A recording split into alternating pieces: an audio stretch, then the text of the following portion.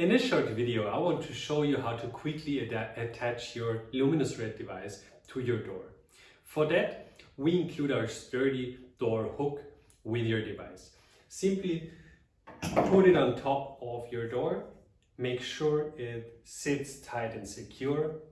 After that, take the adjustable hanging kit that you also put on top here. Make sure that the end with the plastic adjustment device is on top.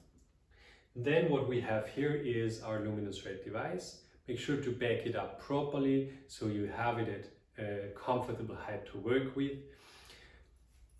The almost last step now is to take your metal hanging kit, the hanging cables that we of course also include with our devices.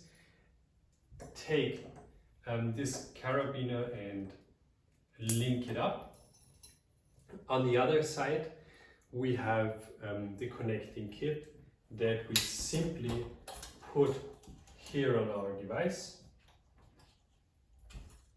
Make sure everything is nice and untwisted. Put it here. And the last step is you take this cable and simply adjust your device to the height you want to have.